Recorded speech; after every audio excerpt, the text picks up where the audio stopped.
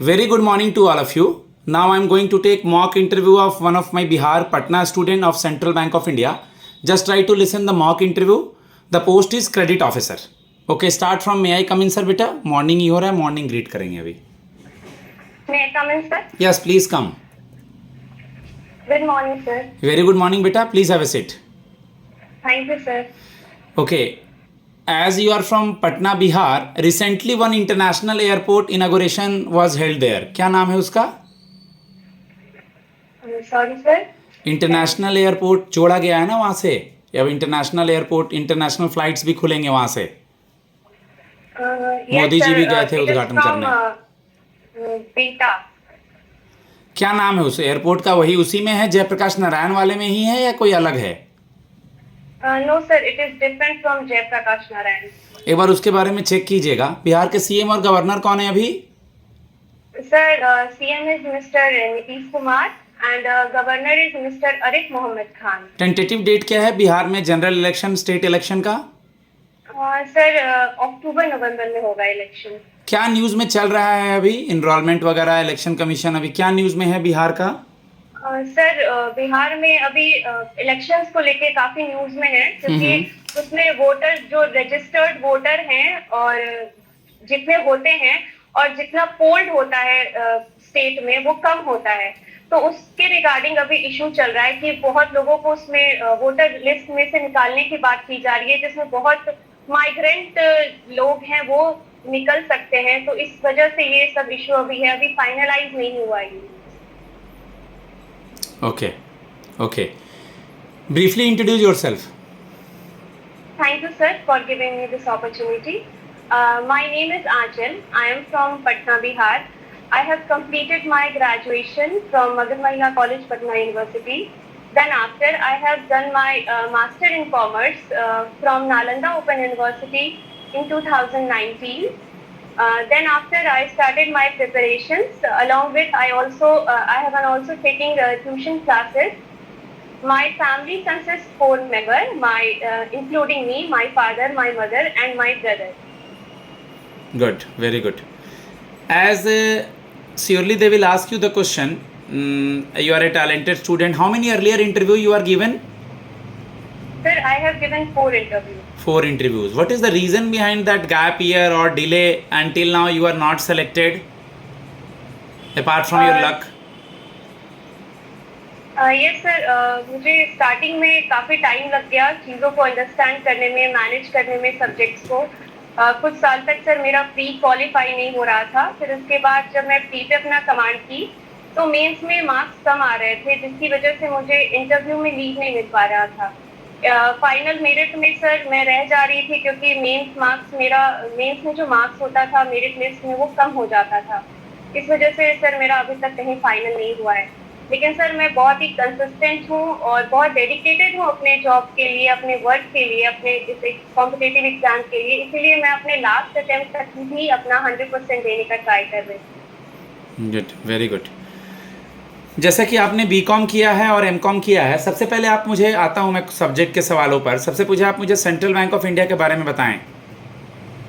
Sir, central bank of India is one of the oldest and largest public sector bank. It was established by Sir Sorabji Pokhanwala in 1911. It was nationalized in 1969. It is based in Mumbai. Its CMD is Mr. M.V. Rao, and it is the first Indian bank which issued credit card in 1980 with collaboration with Visa.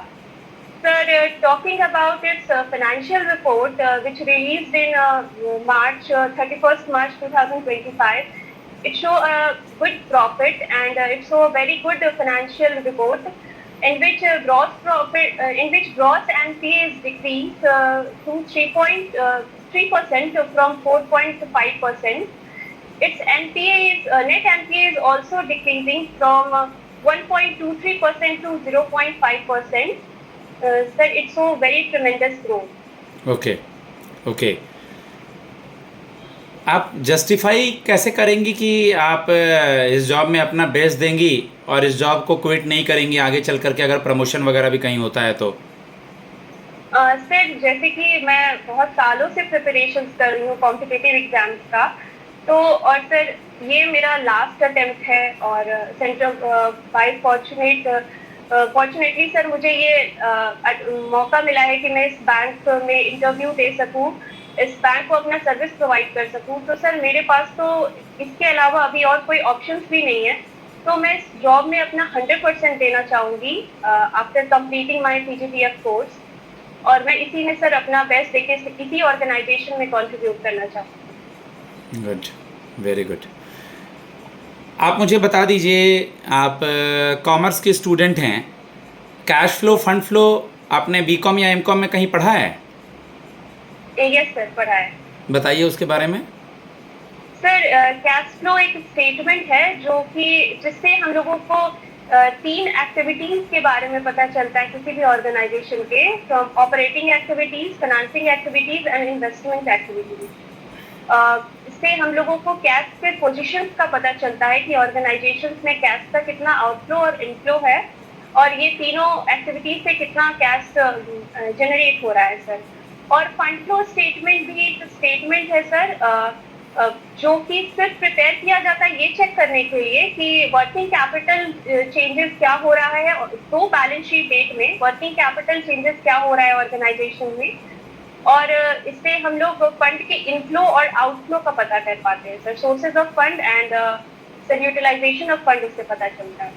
Okay, twin balance sheet issue क्या होता है? Twin balance sheet issue sir twin balance sheet issue एक तरीके का issue है जिसमें एक balance sheet के बिगड़ने से किसी दो ऑर्गेनाइजेशन पे उसका इफेक्ट पड़ता है, दो ऑर्गेनाइजेशन के बैलेंस शीट पे उसका इफेक्ट करता है, उसको ट्विन बैलेंस शीट इशू कहते हैं।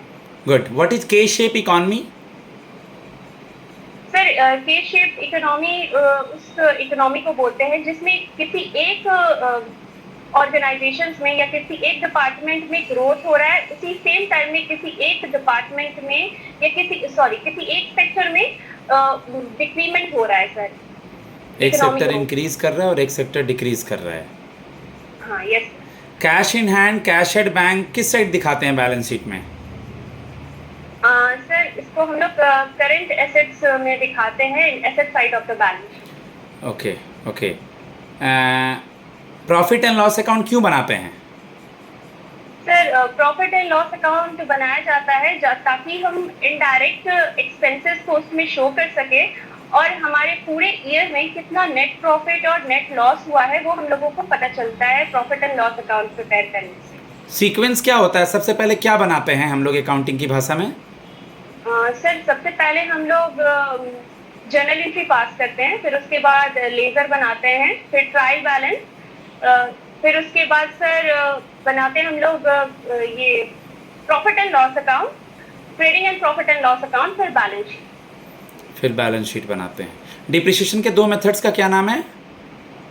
सर फर्स्ट मेथड है रिटन डाउन वैल्यू मेथड और दूसरा है स्ट्रेट लाइन मेथड। दूसरा है स्ट्रेट लाइन मेथड। ठीक है। बैंकिंग के कुछ सवाल पर आता है, क्रेडिट से रिलेटेड कुछ सवाल। सिबिल स्कोर क्या होता है? सर सिविल स्कोर जो होता है वो क्रेडिट ऑर्गेनाइजेशन इसको जारी करता है, जिससे किसी भी पर्सन का ये क्रेडिट वर्दनेस पता चलता है।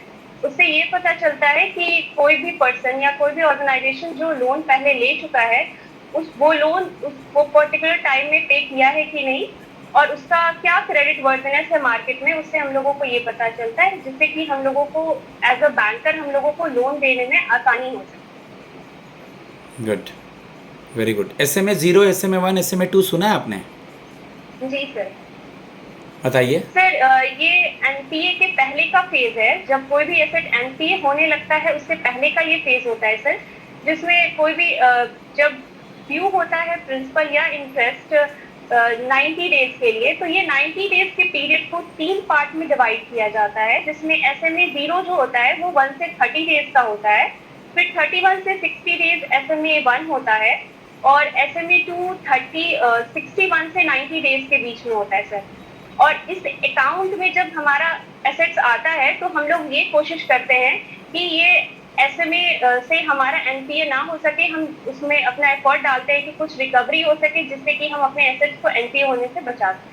ओके, आरबीआई कुछ समय पहले टोकनाइजेशन सिस्टम लेके आया है। इस टोकनाइजेशन सिस्टम को कैसे डिस्क्राइब करेंगी आप? सर, टोकनाइजेशन सिस्टम एक बहुत ही अच्छा टूल है जिससे कि कोई भी पेमेंट हम लोग आसानी से कर सकते हैं विदाउट डिस्प्लेइंग अकाउंट्स डिटेल। अपना कार्ड डिटेल, अकाउंट्स डिटेल बिना शो किए हुए हम टोकनाइजेशन मेथड से कोई भी ट्रांजैक्शन आसानी से कर सकते हैं। ये डिजिटल फ्रॉड से बचाने का भी एक मेथड है। कल को कस्टमर को डिजिटल फ्रॉड से बचाने के लिए अवेयर करना है, अवेयरनेस देना है कि आप डिजिटली बैंक के बिना ये कामों को कर सकते हैं और आपको at the same time digital fraud से ऐसे बचना है। तो क्या बताएंगी कैंपेन में, एक दो लाइनों में? सर, सबसे पहली बात तो डिजिटल फ्रॉड से बचाने के लिए कस्टमर को पहले टेक्नोलॉजी से अवेयर रहना बहुत ज़रूरी है। तो मैं ये जानने की कोशिश करूँगी कि वो टेक्नोलॉजी से अवेयर है कि नहीं। और उसके बाद सर मैं ये उन्हें बताऊँगी कि किसी भी तरीके का बैंक डिटेल या फिर कोई भी ओटीपी वो किसी और के साथ शेयर ना कर सके जिसको वो ट्रस्ट नहीं करते हैं। और किसी भी अनजाने लिंक पे जो भी हमारे ईमेल पे या फिर मैसेजेस में आता है उस पर क्लिक करके अपना कोई भी डिटेल, कोई भी आधार कार्ड, कोई भी केवाईसी वगैरह अपडेट का कुछ भी फॉर्म फिल ना करें जिससे कि वो डिजिटल अरेस्ट से बच सकते हैं। ओटीपी का full form? One time password. CVV का फुल फॉर्म? कार्ड कार्ड ठीक है। Card verification value. अच्छा, मैं 3 डिजिट का बोलने वाला तब तक उसका आंसर ही आ गया। No issue, card verification value ये 3 अंकों का होता है। ठीक है। अचल, आपकी पोस्टिंग कहीं भी हम करते हैं, आप अपना बेस्ट कैसे देंगी और आप में क्या क्वालिटी है?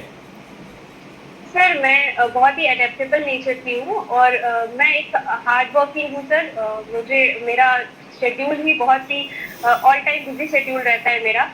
तो मुझे सर कभी कोई परेशानी नहीं होगी कहीं भी बाहर जाके सेटल होने में। इनफैक्ट सर मेरे लिए एक अपॉर्चुनिटी होगा क्योंकि मैं बिहार से बाहर ज़्यादा गई नहीं हूँ, तो मुझे नया प्लेसेस जाने के लिए एक्सप्लोर करने का एक मौका मिलेगा और उसी दौरान मैं एज अ बैंकर अर्न करूँगी और नई चीज़ों को भी सीखूँगी, एक्सप्लोर करूँगी।